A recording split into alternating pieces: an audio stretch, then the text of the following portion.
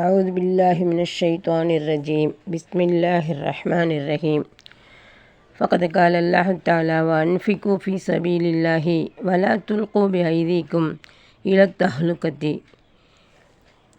அன்பிற்கினிய அல்லாஹ் தஆலாவின் நல்லடியார்களே, எல்லா நிலையிலும் அல்லாஹ்வை அஞ்சி நடக்க வேண்டுமென்று எனக்கும் உங்களுக்கும் வசியத்தும் நசீகத்தும் செய்து கொள்கிறேன். நம் அனைவரையும் அல்லாஹ் தஆலா நேர்வழியில் நடக்கக்கூடியவர்களாக ஆக்குவானாக. ஆமீன்.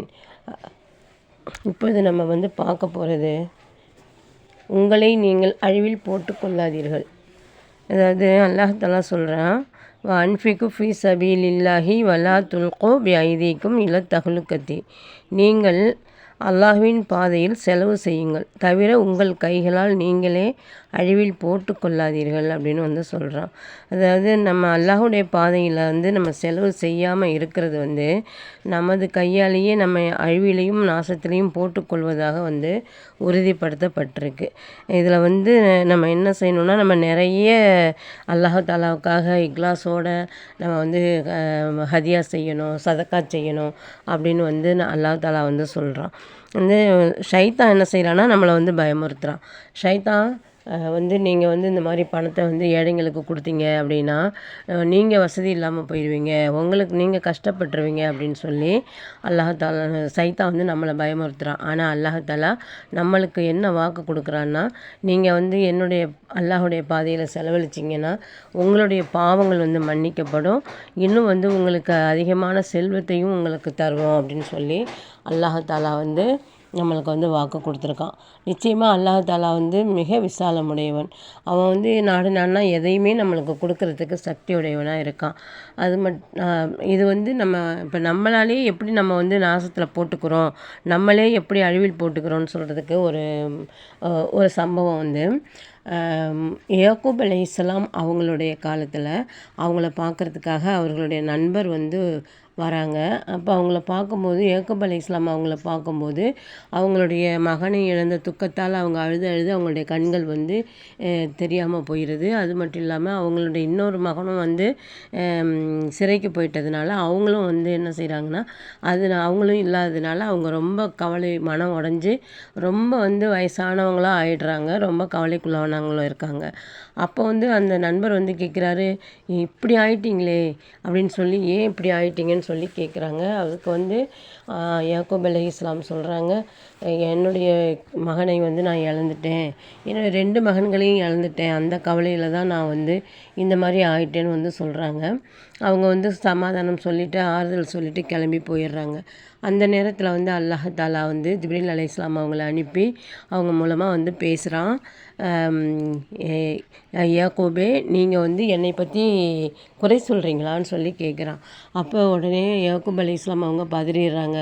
யா அல்லாஹ், இல்லை யா அல்லாஹ், நான் உன்னை எந்த குறையுமே சொல்லலை, நான் நடந்ததை சொன்னேன், அவங்க விசாரித்தாங்க, நான் அதை நடந்ததை சொன்னேன் அப்படின்னு சொல்கிறாங்க.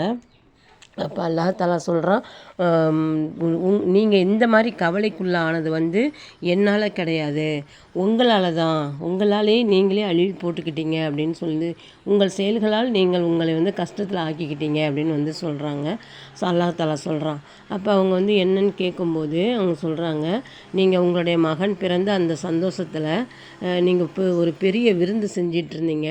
அந்த விருந்தில் நீங்கள் விருந்து செஞ்சிட்ருக்கும்போது வாசலில் ஒரு ஏழை யாசகத்துக்காக நின்னார்.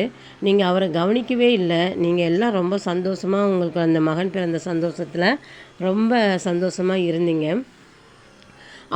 கடைசி வரைக்கும் நீங்கள் அந்த ஏழை, அந்த யாசிக்கக்கூடியவரை நீங்கள் கவனிக்கவே இல்லை. அவர் ரொம்ப மன உளைச்சலோட கஷ்டத்தோடு திரும்பி போயிட்டார். அவருக்கு ஏற்பட்ட அந்த மன கஷ்டத்தின் காரணமாக தான் உங்களுக்கு இந்த சோதனையை நான் கொடுத்தேன். நீங்கள் அதனுடைய காரணமாக தான் நீங்கள் அந்த மகனை பிரிஞ்சிங்க. 2 மகனையுமே நீங்கள் பிரிஞ்சதுக்கு காரணம் அதுதான். நீங்கள் அந்த காரணத்தினால நீங்கள் அழுது உங்கள் கண்களை நீங்கள் கெடுத்துக்கிட்டீங்க. இதுக்கு நான் என்ன காரணமும் என்னால் எதுவும் கிடையாதுன்னு சொல்லி அல்லாஹ் தஆலா சொல்கிறான். அப்போ தான் அவங்களுடைய தவறு அவங்க உடனே யாக்கூப் கேட்குறாங்க, யாக்கூப் அலைஹிஸ்ஸலாம் அவங்க வந்து கேட்குறாங்க அல்லாட்ட, யா அல்லாஹ், நான் வந்து அறியாமல் செஞ்ச தவறு, எனக்கே தெரியாது, அவர் வந்து வாசலில் நின்றதெல்லாம் எனக்கு தெரியாது. அப்படி இருக்கும்போது அதுக்கு நான் எப்படி பொறுப்பாக முடியும் அப்படின்னு சொல்லி வந்து கேட்குறாங்க. இருந்தாலும் நம்மளுக்கு மறைமுகமாக உங்கள் வீட்டில் ஒரு யாசகர் வந்து நிற்கிறது கூட தெரியாத அளவுக்கு நீங்கள் இருந்திருக்கீங்கல்ல, நீங்கள் அந்த சந்தோஷத்தில் திளைச்சிட்டிங்கல்ல, அதனால வந்து உங்களுக்கு அந்த கஷ்டம் அப்படின்னு வந்து அல்லாஹ் தாலா வந்து சொல்கிறான். அப்போ வந்து நான் என்ன செய்யட்டும்னு சொல்லி அவங்க கேட்கும்போது அல்லாஹ் தாலா சொல்கிறான், நீங்கள் வந்து அதே போன்ற நீங்கள் அப்போ செஞ்ச அதே மாதிரியான விருந்துகள் செஞ்சு ஏழைகளுக்கு வந்து கொடுங்க, அப்போ அதன் மூலமாக உங்களுடைய கஷ்டங்கள் நீங்கும்னு சொல்கிறான். அதே அதே மாதிரி யாக்கூப் அலைஹிஸ்ஸலாம் அவங்க வந்து ஆடு மாடு எல்லாமே அறுத்து அவங்க வந்து ஏழைங்களையாக கூப்பிட்டு எல்லாத்துக்கும் விருந்து வைக்கிறாங்க. அப்போ அவங்க சந்தோஷமாக துவா செஞ்சுட்டு போன உடனே அப்போ தான் வந்து யூசுப் அலைஹிஸ்ஸலாம் அவங்க ஒரு அரசராக இருந்து இருக்கிறாங்கன்னு சொல்லி அவங்களுக்கு வந்து செய்தி வருது. தன்னுடைய தந்தைக்கு வந்து அவங்க கடிதம் எழுதி அனுப்பி நீங்கள் வந்து எல்லோரும் அங்கே வரணும்னு சொல்கிறாங்க. அந்த யூசுப் அலைஹிஸ்ஸலாம் அவங்கக்கிட்ட தான் அவங்களுடைய இன்னொரு மகன் புன்யாமீனும் இருக்கிறாங்க. அப்போ வந்து 2 பேரையுமே அல்லாஹ் தஆலா அவங்கள சந்திக்க வச்சு அவங்களுக்கு வந்து அந்த சந்தோஷத்தை வந்து கொடுக்குறான். அப்போ என்ன செய்யணும் அப்படின்னு சொன்னால், அவ்வளோ அந்த ஏழைங்களுக்கு வந்து உணவளிக்கிறதுல வந்து இவ்வளோ ஒரு சக்தி இருக்குது. ஏழைங்களுக்கு வந்து நம்ம வந்து விரட்டுறதுனால அல்லாஹ் தஆலா எவ்வளோ கோபப்படுறான் அப்படின்னு பாருங்கள்.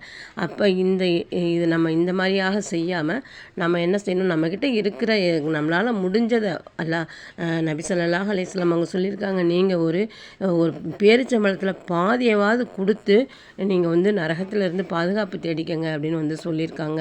அப்போ அந்த மாதிரி வந்து நம்மளும் வந்து நிறைய வந்து ஹதியா செய்யணும், எல்லாத்துக்கும் வந்து சதக்கா செய்யணும், ஏழைங்களை வந்து ஆதரிக்கணும், ஏழைகளுக்கு வந்து உணவளிக்கணும். இப்போ பார்த்திங்கன்னா கருங்காலக்குடியில் வந்து ஏழைகளுக்கு வந்து நிறைய உணவளிக்கக்கூடிய ஒரு விஷயம் வந்து நடந்துக்கிட்டு இருக்குது. அதே மாதிரி அதில் நீங்களும் வந்து கொடுத்து உதவுங்க. அல்லாஹ் தஆலா நல்லது